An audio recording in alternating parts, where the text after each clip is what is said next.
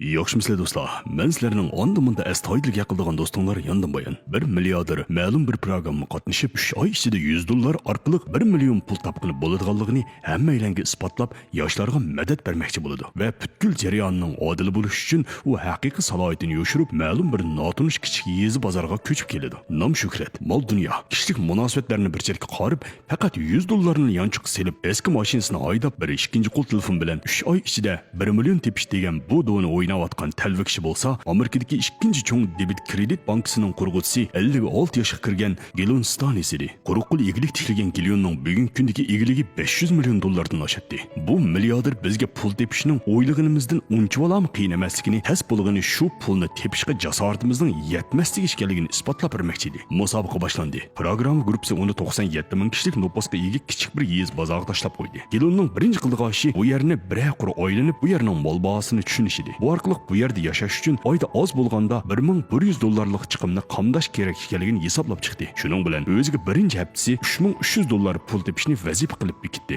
Qanday qilganda 7 kunda boshqalarning 1-2 oylik maoshini topqani bo'ladi. U bir talla bozorga yetib keldi. Qo'rsaqning qiymatini qilish uchun bir xalta tayyor cho'p sotib oldi. Buning uchun $11 to'laydi. Talla bozorining hojatxonasida yuzini yuvib tishini cho'tkilasa, tayyor cho'pni mashinasining ichida yeb, pul tejash uchun yotoqda yotmay mashinasining ichida tunaydi. Biroq bu yezda havo sovuq bo'lib, yarim kecha bo'lmayla temperatura 0 dan tuvan 8 ga tushib ketdi. Gilon amalsiz mashinasini o'tirib isinishga urindi. Ikkinchi kundan boshlab Gilon pul tepishga boshlamoqchi bo'ldi. Albatta, biror yerga ishlash bilan emas, balki mol sotish orqali pul topmoqchi bo'ldi. Chunki u umrlik mol sotish tajribasiga ega edi. Uning birinchi qadami bo'lsa, tor orqali xaridor izlash edi. U torda biraylarning mashinasining koni chaqini sotib olganligini ko'rib, bu yerda savdo fursati bor ekan deb o'ylaydi va bir axlat zavodiga berib nurg'unlagan koni chaqlarni topadi. Biroq ularning hech qaysi qoq kelmaydi. U davomli izlaydi va yezdan yiroq bir tashlandiq zavodga yetib keladi. Chunki kishilar ishlatmaydigan narsalarni bu yerga tashlashga odatlangan edi. Biroq yanada pulga sotqudek bir ko'nicha uchirmaydi. Bu kunima hech natijasiz oxirlashdi. Gilon bu kechani azam bog'liq yotoqda o'tkazmoqchi bo'ladi. U bu yezdagi eng arzon yotoqni deb keldi va xo'jayindan yotoqning ushoq-cho'k ishlarini qilib berish va buning qarshiligida yotoq bahosini muvofiq qilib berishni o'tindi. Biroq bu yerda qilgudek ishim yo'q edi. Amalsiz qolgan Gilon $51 xashlab bir kunlik yotoq ochdi. Hozir uning yanchug'ida $100 dan faqat $37 qilgan edi. 3-kuni Gilon ko'nichoq izlashini vaqtincha to'xtatib qo'ydi. Chunki hozircha kundalik chiqimni qamdash cho'ng masala edi. U bir vaqtli xizmat topadi. Ya'ni o'yinchi qatorliq mol sotquchilik xizmat edi. U to'limi xushal bo'ladi. Chunki mol sotish uning ko'ni kasbi edi. U bu o'yinchilarni setish uchun bog'cha rayoniga keldi. Biroq kim bilsin, hech kim setib olmaydi. U mag'lub bo'ladi va bu ishdan yakun chiqardi. U o'zining tijorat prinsipiga xiloflik qilgan edi. Ya'ni u avval xaridorning nimaga ehtiyoj ekanligini analiz qilmay turibla, avval mahsulotni setishga uringan edi. Emasmi, bozorda u setayotgan bu molga nisbatan hech qanday ehtiyoj yo'q edi. Gilon amalsiz xizmat almashtirdi. Yana bir paravollik o'rinda sargardonlarga yemeklik tarqitish xizmati edi. Garchi bu xizmatning maoshi intoyin tuvan bo'lsa-mu, biroq bu xizmat vaqtincha Gilonning tomoq masalasini hal qilgan edi. Uning qursi to'limi ichib ketgan edi. Erib charchab xizmat kuchgan Gilon bu jarayonda o'zining o'tmishdagi hayotining to'limi rohat-parog'atda o'tgan bo'lsa-mu, biroq o'zining buni qilchimi his qila olmaganligini aytdi. Bu tuyg'ular uningga texmi cho'ng madad bo'ladi va ko'ngilda cho'qim utuq qozonib bu tirishayotgan kishilarga o'zining musobaqasi orqali umid ilib kelishini ko'ngliga butidi. 3-kuni yanchug'ida tuzuk pul qolmaganligi uchun yana mashinada uxlashga majbur bo'ldi. 4-kuni u ikki yerdan ish topdi. Biri bo'lsa kiyimga xat bisish edi, yana biri bo'lsa uy tozalash xizmati edi. 2 kun jarayonda u sirchilik qiladi. Tomoq otidi hamda yerlarni tozalaydi, aynak surtidi, hojatxonani tozalaydi. Ish qilib, barliq jismoniy emgaklarni qilib chiqadi. Hamda bu orqali $140 topdi. Bu ikki kechini davomli mashinada tunash orqali o'tkazdi. 6-kuni Gilon ma'lum bir savdo fursatini bayqab qoldi. Shaharning hamma yeriga ma'lum bayramning e'lon tashviqot rasmlari chaplangan edi. Gilon kishilar buncha e'tibor bergan bu bayramda cho'qim mol sotqani bo'ladi deb o'ylab, ma'lum bir mayki zavodining xo'jayini bilan aloqalashib, yanchug'idagi barliq pulga mol kirgizib, gaz shari, bayroq, shapka qatorliq xotir buyumlarni sotib olib, bayram kuni taraf-tarafga qatarab setishga urindi. Toki yarim kechagacha qovoqlarga kirib mol sotadi. Bu yerdagi kishilarning mas vaqtida martlarcha pul qashlaydigan psixikasidan foydalanib, akelgan narsalarni talto'kis setib bo'ldi. Natijada $414 pul topdi. Biroq Gilon bu natijadan to'limi beram edi. Chunki uningki tunji haftada topmoqchi bo'lgan puli $3300 edi. Biroq u bu pulning 8 dan 1ni aron topgan edi. Afsus, texmi cho'ng masala uni kutib turadi. Har kuni mashinada uxlaganligi va har kuni jismoniy emgak qilganligi uchun u boyvachining salomatligi bardoshlik berolmagan edi. milliarder Gilun 90 kun ichida $100 orqali $1 million tepishga jang e'lon qildi. U qila olamdi yo'q. O'ylamagan yerdan 8 kun ichida $3000 emas, $400 ni aran topgan Gilun mashinada uxlaverib betap bo'lib qoldi. 56 yoshga kirgan bu boyvachchining badan saposi elima aram bardoshlik berdi. Amalsiz qolgan Gilun doktorxonaga berib tekshirishga majbur bo'ldi. Amerikada davolanish yoqi intayin yuqori bo'lib, boshdan oxir tekshirib hammeringiz yaxshi ekan, qaynoq suvni ichib bering deb qo'ygangila $250 ketgan edi. Uning yonchug'idagi dasmoyi $214 dan $164 ga tushib qoldi. Yetimning og'zi oshqa tekkicha buni qanapti degandek, endi ozroq pul topgan Gilun bir og'riq bilan gangsoju sabolab ketdi. Biroq bu boyvachcha intayin umid bor edi. $250 pul qashlab salomatligining yaxshi ekanligini bilishmi bir xo'shallarlik ish deb bildi. Bu qitimqi ishdan keyin hozir eng muhim bo'lgan narsaning rahat turalg'u tepish ekanligini his qildi. Gilun davomli qo'ni kamera izlashni davomlashtirdi. Darvaqa 7-8 kunlari u bir dövi tashlandiq kamerani uchirtib qoldi. Taliga yarasha bu bir dövining ichidan pulga yarg'idek kamerlardan birining keyindan biri bo'lib 5 dona kamera chiqdi. U to'r orqali topgan xaridor bilan aloqalashib bu kameralarni uning ko'rsatdi. Xaridor bo'lsa bu 5 ning ichidan ikkisini shallab etib Gilun bilan qolgan 3 kameraning bahosida kelishmoqchi bo'ldi. Gilun bu 3 kameraga $1800 baho qo'ydi. Xaridor bo'lsa 1500 deb bu sodini shunday qilib bitishdi. Gilunning birinchi qitimliq cho'ng tuqi oxir yuz berdi. Axlat terib $1500 topdi. Amaliyotda bu jarayonda uning tayong'ini axlat emas, balki tijorat bilimi va to'xtamay tijorat uchuri izlash ro'yi edi. Texmi muhim shuki, tijorat qilib eglik tiklash jarayonida o'zining yuz obro'yi va g'ururini bir chetga qorib qo'yib uzluksiz tirish edi. Keyingi qadamdagi Gilunning qilmoqchi bo'lgan ishi bo'lsa, to'ralg'u joy masalasini hal qilish. Gilun o'ziga oyda $400 uy ijorasini xamchut qilgan edi. Degandek Gilun uzoq o'tmay oylik ijorasi $400 bo'lgan, biroq yotqidek karvitim bo'lmagan uydan birini ijaraga oldi. Yonchug'ida $794 puli qolgan boyvachcha garchi quruq yerda uxlagan bo'lsa-mu, biroq ko'ngli shuncha ko'tarangi edi. Chunki uning hamda qaytqudek bir uy bor bo'lgan edi. Navbatda bo'lsa, planlarning cho'ngi so'qidigan vaqt edi. Gilun yerlik iglik tiklovchilarga yordam qilish pontiga yetib kelib, bu yerda nihoyat yaxshi bo'lgan imtiyozlarga erishdi. Ya'ni bilim va uchurg'a. U bu yerdagi mutaxassislar bilan fikrlash jarayonida bu yerning bozor ahvolini tushunib yetdi. Gilun yana bir necha o'xshamagan sohalardagi utuq qozongan iglik tiklovchilar bilan paranglish jarayonida ularning bozorga bo'lgan turli qarashlarini tushunib yetdi. Natijada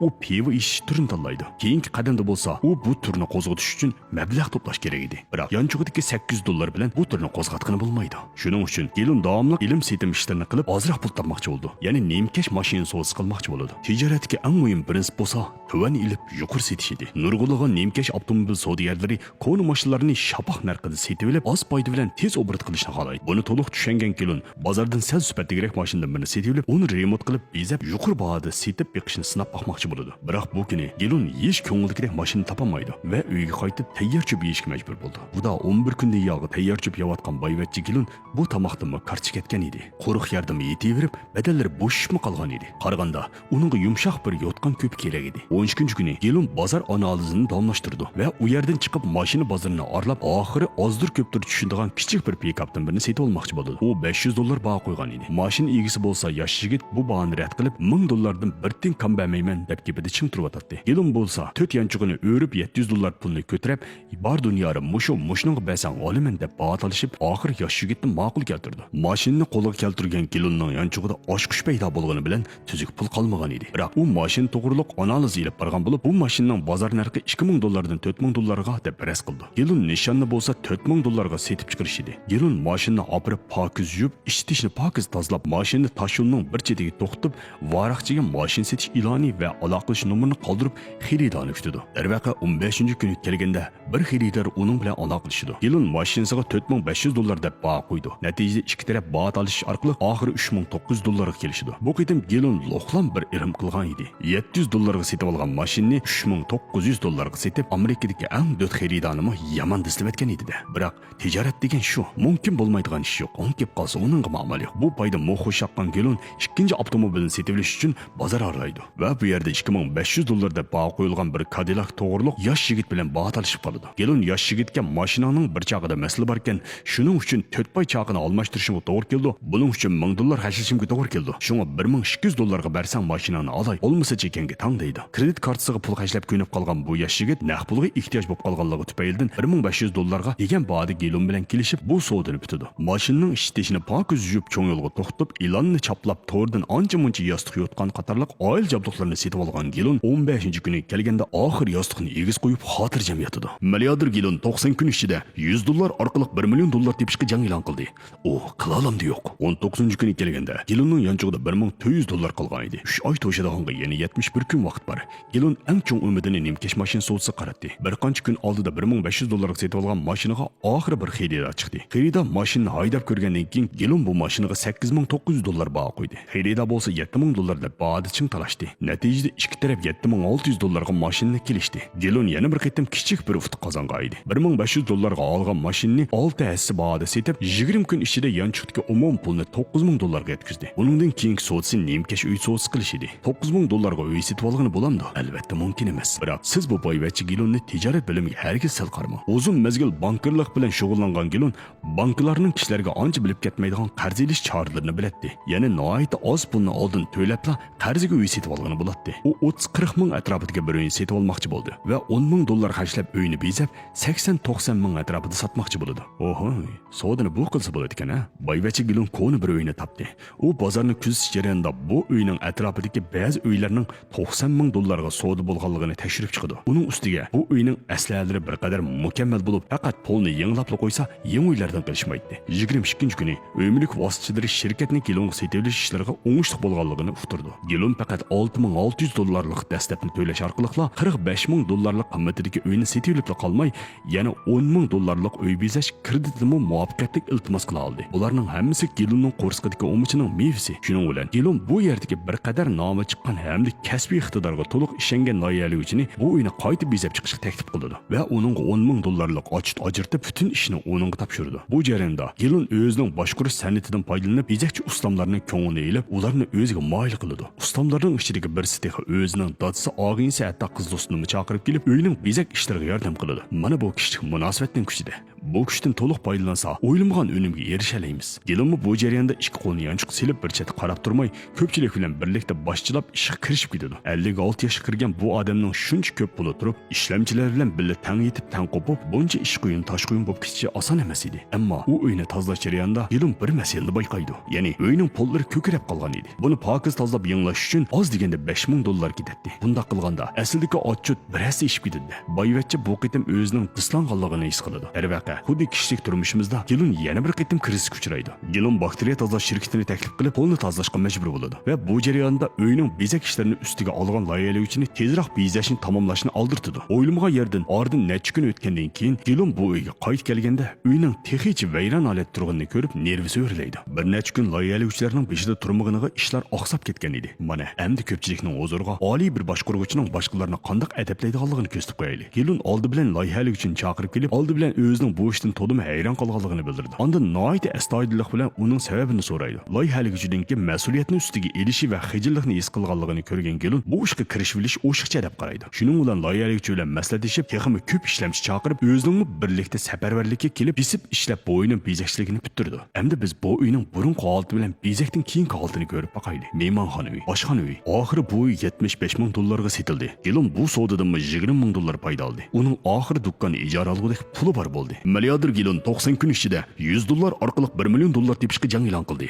U qila olamdi yo'q. 73 kun bo'ldi. Gilon texa endi $80,000 topgan edi. Qolgan 17 kunda qanday qilib $1,000,000 tepish kerak? Buning javobi bo'lsa do'kon ichish. Ondan mablag' soluvchini tepib do'konni bog'latish. $1,000,000 ga bog'lanadigan do'kon cho'qim odatdan tashqari sotsa yaxshi bo'lishi kerak. Garchi Gilon ilgari yemak-ichmak sohasidan ko'p hayaplashmagan bo'lsa-mu, ammo mundaq ishki prinsipni biladi. Oldi bilan bo'lsa, xaridorning nimaga ehtiyojli ekanligini tepish, savdo fursatini bayqash. Gilon bu shaharda faqat bir qadar muntazam bo'lgan kofxonaning borligini bayqaydi. Bu yerda har kun rat o'chrat bilan to'latdi. Ammo bu do'konda piv sotmaydi. Gilonning o'yida bo'lsa, bu yerda bir qadar kasbiylashgan piv sohasi bilan koopchilikni mujassamlab, pivo ham koop chiqaradigan do'kon ichish edi. Ikkinchi prinsip bo'lsa, har zaman o'zimizdan aqlli odamlar bilan yurish edi. Gilon dastlabki kunlardagi eglik tiklovchilarni yetaklash punktidagi vaqtida to'g'rida xizmatchi qabul qilish e'lonini chiqargan bo'lib, orzuga ishchindigan, to'xtamay tirishadigan yoshlardan 100 dirhomni xizmat ko'rishmasiga o'rlashtirgan edi. Natijada Gilon 2 oylik maoshini kechiktirib berish shartiga bir qanchilgan yoshlarni o'zining eglik tiklash korpusiga qabul qildi. Guruhdagilarning aytishiga qaraganda,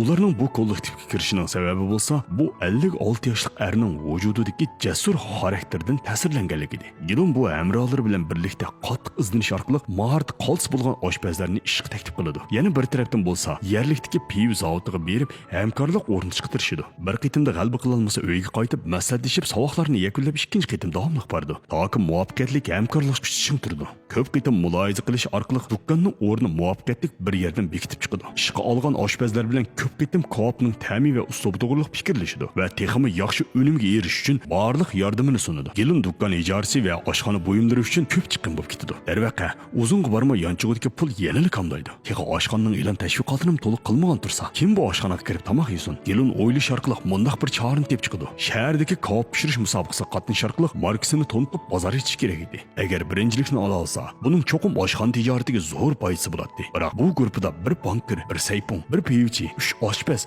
qandoqsiga birinchi qitimda bu musobaqada birinchi bo'la oladi. Gelinning buningga bo'lgan javobi mundaq edi. 200% tayyorligi bo'lgan navsta 80% tayyorligi bo'lgan ustini cho'qim yengalaydi deb qaraydi. U guruhdagi oshpazlarga koni bir koopni chaqirib kelib, qo'riq koopni qanday qilishni o'rgatdi. Ondan hammaylar bilan birlikda iste'molchilarning ehtiyojini tahlil qildi. Tayyorlikni qayta tekshirib puxtalaydi. Ati musobaqa degan ketsa, guruhdagilar kechalab hozirlandi. Bu badal to'lashning natijasini ko'radigan vaqt yetib kelish oldida turadi. Milliarder Gelin 90 kun ichida $100 orqali $1 million tepishga jang e'lon qildi. U qila olamdi yo'q. Gelin o'ziga 4 kun koop setib $25 ming foyda olishini nishon qilgan edi. Darvaqa, agar koop yaxshi setilsa, bu xil mumkinchilik bor edi. Ammo birinchi kuni issiq suv olmaganligi sababli sahiya organlari tomonidan yoyimsin taqib o'tdi. Bu butunlay bosh oshpazning mas'uliyati edi. Biroq bu oshpaz bo'lsa bir chetda lag'aylab yuribdi. Boshqa a'zolar bo'lsa butun vujud bilan oldirash edi. Oxiri issiq suv yetib keldi. Savdo boshlandi. Birinchi xaridor keldi va $25 koopdan birini oldi. Kishilar orqa-orqadan keldi. Iste'molchilar bu koopni qavatli yaxshi ko'rgan edi. Gelin taklif qilgan har bir xizmatchi o'z o'rnida rolini joriy qildirib o'tadi. Bo'libmi bu qartallik do'stimiz garchi ko'p narsani bilmasa-mu, o'zining do'stona va yumoristik mijoz bilan boshqalarning diqqatini tortishga moyir edi. Koopning nomi bog'ansir chiqib ketdi. Birinchi kuni kech soat 9 dan 45 da yoyimi taqaldi. Ular bir kunda $3095 savdo qilgan edi. Ikkinchi kuni ular birinchi kundagi savoqlarni yakunlab, tuninkidanmi texmi yaxshi sotdi. Musobaqaga qatnashgan bir axborot vositasi kelib, ularning oshpazonni naq maydondan to'rda taqib berdi. Natijada texmi ko'p kishilar kelib, sovusini qaynatib etdi. Biroq bir masala yuz berdi. Go'sht qolmagan edi. Ko'pincha odamlar pashgo'shga amroq edi. Oz o'tmay cho'shqa go'shmi qolmadi. Nurg'un xaridorlar pashgo'sh va cho'shqa go'sh bo'lmaganligi uchun ketib qoldi. Bularning hammasi bosh oshpazning mas'uliyati edi. Ammo bu oshpazning xo'riga ustun bo'lib, hech kimning gapini olmaydi. Gelin mayuslanib qoldi. Chunki go'sht yetarlik bo'lgan bo'lsa, texmi ko'p pul topa oladi. Gelin bosh oshpazga ati uchun 2 hassa miqdorda go'sht tayyorlab qo'yishni buyurdi. Bu kunmi oxirlashdi. Bu kunda $5178 pul topdi. 3-chi kuni soat 12 bo'lmay go'sht yana tugab ketdi. Bu nim shub ketdi. Gelin ming taslikda ochchig'ini besib olib, sovuq qonliq bilan bu ishni bir taraf qilmoqchi bo'ldi va bosh oshpazdan yana qanchalik vaqtda go'shtning tayyor bo'lganligini so'raydi. Bosh oshpaz bo'lsa, "Vaytang" deb Gelinning nervisini 90 gradus o'riltirdi. Uzoq o'tmay qo'rg'imi tugaydi. Gelin oxiri bosh oshpaz bilan paranglish boqmoqchi bo'ldi. Natijada ikki taraf taqallashib qoldi. Garchi Gelin shuncha eg'irlik qilgan bo'lsa-mu, oshpaz ochiqlab ishlamayman bo'ldi deb ketib qoldi. Atla, chatoq oldi-da. Taliga qartallik berib uning ko'nglini oldi. Kayfiyat turaqlashgandan keyin Gelinmi uningdan kechirim so'raydi. Bu kuni ular $8337 topgan edi. Musobaqaning eng oxirgi kuni qattiq yomg'ir yig'ib, bo'ron chiqib, ularning viviskasini o'rib etgan edi. Boshqa baharlik musobaqa qatnashuvchilar ketib qoldi. Faqat Gelinning guruhsidagilarga qilib qilib davomli koop sotdi. Natijada $5000 setib qolmasdan musobaqadan keyin ishki cho'ng mukofotga erishdi. Guruhdagi a'zolar hayajonlanib, qiyoqas cho'qqan bo'lib ketdi. Shuning bilan oshxona mongdirgidek dasmoyimi deb bo'ldi. 1, 2, 3, underdog! Yes! 1, 2, 3, underdog! Yes! 3 oyda $1 million pul tepish anlamoqqa mumkin bo'lmaydigan ishdek turadi. Shuning uchun nurg'un kishilar bu programmaning rostligidan gumonlanadi. Uning ustiga bu milliarder Gelinmi turqidan shunchalik normal ko'rinadi. Biroq men ko'rib o'tiriq kelganda bu programmaning rostligiga ishondim. Chunki Gelinning vujudidagi sehr kuch to'limi odamni o'ziga maftun qiladi. Uningga sapsilib qarag'inimizda haqiqiy pul topadigan tijoratchining qanday bo'lganligini tushunib yetalaymiz. Gelin intayin japoqchida aytdi. Dastlabki nurg'un kechalarda mashinada tunab uda 7 kun tayyor cho'p yeb, har xil jismoniy emgaklarni o'zi qilib 56 yoshli qiyri badanini so'rab hech bir og'rinmaydi. Aksi intayin umidvor edi. Chiroyidan doimli tabassum yo'qmaydi. Ozroqli bir natija qozonsa to'lim xush bo'lib ketadi va bu orqali o'ziga madad beradi. Atrofidagi kishilarga aktiv energiya ilib kelaydi. U to'limi qaysar edi. Bu 90 kun jarayonida u talay qitim mag'lubiyatga uchraydi. Hatto 8 kun og'rib kelib yanchug'ida 60% pulni doktorga xashlab etdi. 32 kuni kelganda bu setib olgan uyning poli ko'kirib ketganligi sababli nurg'un chiqim bo'lib ketdi. 52 kuni ijara olmoqchi bo'lgan dukkini dukkan egisi tarafidan yenib olganligi uchun qo'ldan chiqib ketib qoldi. Har bir to'salg'u Gelunning 3 oylik planni normal ilib berishiga avorchilik qilib kelgan edi. Uning uzun mezgildan beri planlagan eglik tiklash sxemasini ostin ustin qilib o'tgan edi. Biroq Gelun azaldan tan bermaydi. Davomli o'rnidan dasturib, taktikini o'zgartirib, to'xtovsiz tirishatdi. Har qitim shunday edi. U kishilik munosabatga intoyin mohir bo'lib, hamma ishda o'zi birdek bosh bo'lib, xulosadagilar bilan doim fikrlashib, mungdashib, masalalarga ular bilan birlikda javob izlaydi. U yana azaldan o'zini yo'qotib qo'ymaydi. 90 kun jarayonida uning birdan-bir ochiqlangan vaqti bo'lsa, oshpazning 2 kun go'shtni yetarlik tayyorlamaganligi edi. Biroq u akvaldimi u o'zini tutib olgan asosda oshpaz bilan fikrlashidi. Bu haqiqatanmi intoyin taslikda yetildirgili bo'ladigan kayfiyatni kontrol qilish iqtidori edi. Gelun yana intoyin jasur bo'lib, garchi musobaqada birinchi bo'lgan bo'lsa-mu, u nihoyat tas bo'lgan bir qarorni berdi. Ya'ni bosh oshpazni ishdan bo'shatdi. Chunki oshpaz doim guruhining kayfiyatiga ta'sir yetkazib, nachar pozitsiyada ishlarni kayniga so'raydi. Shuning uchun bu guruhda undaq odamlarga o'rin yo'q. Garchi Gelun oshpazga bu ishlarni nihoyat muloyimlik bilan aytgan bo'lsa-mu, natijada oshpaz nihoyat ko'ngilsizlik bilan ketib qoldi. Hech kim bundaq ishning yuz berishini xohlamaydi. Biroq boshqurg'ichi bo'lish sifati bilan ba'zi bir tas bo'lgan qarorlarni cho'qim chiqarish kerak. Bu programma haqiqatan ko'plagan eglik tiklovchilar uchun bir dastur hisoblanadi. Bo'libmi Gelunning ish izlaridan bizning o'rganishga tegishli yerlarimiz texmi ko'p. Kavabxona ichilishdan bir kun avval u guruhdagilarga o'zining haqiqiy salohiyatini oshkorlaydi. Biroq bu sababli guruhdagilarning uning boshqacha muomala qilishini xohlamaydi. Chunki u odatdagi bir odamning furuqqul $1 million eglik tiklay oladiganligini isbotlab bermoqchi edi. Darvaqa, guruhdagilar Gelundan yesh og'irnish u yoqda tursin, bu ishga hayron qilib kulishib ketdi. Uning bo'lgan ishonchi suygisi texim oshdi. Oshxona rasmiy tijorat boshlagan kuni eshik oldi rat-rat o'chratga to'lgan edi. Xaridorlar kavobga eg'iz tegib maqtashib ketdi. Gelun shikoyatdan yog'i maosh olmagan xizmatchilarga maosh taqatdi. U loyihalovchiga $25,000 maosh verdi. Loyihalovchi buningdan hayajonlanib yig'lab ketdi. Chunki bir odam butun vujudi bilan tirishib badal to'lab uning mevasini tediganda har qanday odamning yurak torisi titrab ketadi. Gelunning kavobxonasi mablag' solg'uvchilar tomonidan $750,000 deb baholanib o'tkazildi. Gelunning 90 kunda 1 million tepish plani amalga oshmagan bo'lsa-mu, men ishonaman, bizning nazarimizda u halba qilgan edi. Chunki bularning hammasi bir sonning mumkin bo'lish bo'lmasligini isbotlash uchun emas, bir orzuninki amalga ish oshmasligini isbotlash edi. U menga orzuning amalga oshadiganligini his qildirdi. Eng muhimi shuki, mushkulotni iroda yengar degan jumlani to'liq namoyon qilib berdi.